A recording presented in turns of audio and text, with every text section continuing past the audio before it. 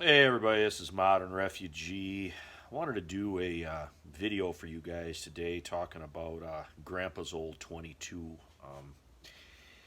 There's an old saying that goes, "Beware the man who just has one gun because he'll know how to use it." And this was very true of the old farmers around here when I was growing up. Now, the preparedness and the gun community share a lot of similarities. And they walk hand in hand for a lot of things. But back in the day, there wasn't a whole lot of what you would call gun collecting. In fact, when I was growing up, there was only one of the old farmers that I knew that actually collected firearms. Yet every farm had a gun or two around. And to the old timers, guns were a tool. They were a tool that was just as necessary as an axe, a tractor, or a hatchet or a saw. It was just a tool that they needed to keep their farms running. A lot of the guns were used for pest control, shooting stuff that they didn't want around their stuff, and it was also used for dispatching animals. So when they butchered, they would use the gun that they had to put down either the steers or the hogs, or in my grandfather's case, the chickens. He would use his 22 to take a chicken from now and he said it was from time to time. He would tell my grandmother, "There's no sense in me chasing him around." He would just pick out whichever one he want, and he would shoot it in the head. And nowadays with hunting and wing shooting and all that kind of stuff, it's considered unsportsmanlike to shoot a bird on the ground, and that's not how the old timers looked at it at all. Pheasants were huge back in the day around us. There was pheasants everywhere. Now the pheasants, they've had to reintroduce them, and the pheasant population has plummeted in Michigan here where we are. But back in the day, there were pheasants all over, and Grandpa, if he was in the mood for a pheasant, he would take the 22 out and he would dispatch a pheasant, but he would never want him to fly. He would find one that was sitting on the ground. When it sticks its head up, he would shoot it in the head. It was the same thing with ducks on the old farm ponds. You'd never seen an old timer shooting ducks out of the air. They would wait till they landed on the pond and they would shoot them in the head. That's just how they did it. And the story of this 22 here, this is a Winchester Model 6 Pump 22, and it'll take both long rifles and shorts. It's got a loading port. You guys can see that right there. And it'll hold about a dozen long rifle shells. Now, I've kind of retired this 22 here in the last 10 years or so, but this 22 was always behind the door on my grandpa's farm, and in turn at mom and dad's place when I was growing up. After grandpa passed away, this 22 passed to my mother, and she was just as proficient with it as grandpa was. And to this day, this is one of the most accurate iron-sighted 22s I have ever shot.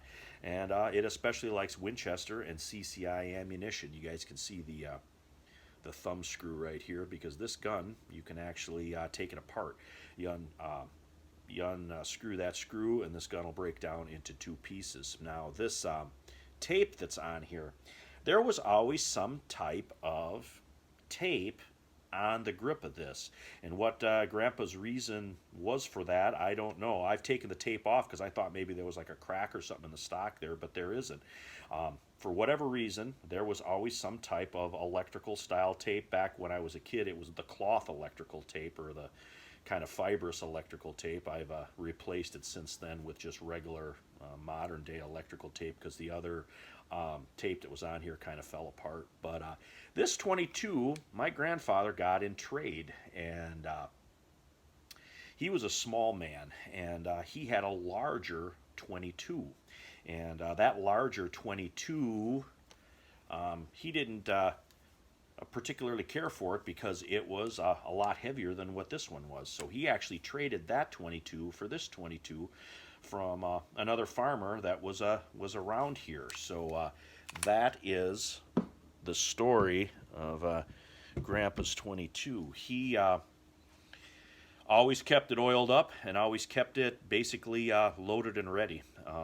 And I remember when I was a kid growing up, my mom let me use it a few times, but she would always give me birdshot. And my mom was hated red squirrels because red squirrels got in the barn, they got into everything. So she was death on red squirrels.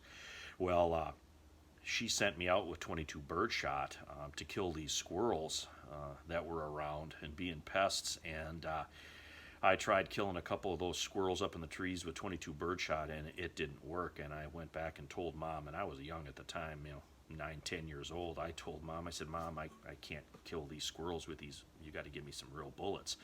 And she begrudgingly gave me like 5.22 shells because that was one thing that the old timers always kind of really took to heart on the old boxes of 22 shells they'd have on there. These are dangerous within a mile, mile and a half. Well, anybody that shot quite a bit knows that they're not really dangerous for a mile, mile and a half. But Mom, she took that to heart, so she didn't want to give a young modern refugee too many bullets. But she gave me 5 bullets, sent me out to kill red squirrels, and I'd maybe come home with 2 or 3 red squirrels. So then after I did that a couple of times, I was good to go. I was allowed to have the ammunition that I needed when I went out. Like I said, I was taught how to use this gun at a very, very young age, and for the longest time it was the only gun that we had. And at Grandpa's farm, there was another gun there. There was an old double-barrel shotgun, but that never got used, and even my grandmother said that gun never got used much. It was always that Model 6 Winchester right there that got used. So anyway, I just thought, having my coffee this morning, I'd share this story with you guys, tell a little family history, show you kind of an interesting old antique firearm right now.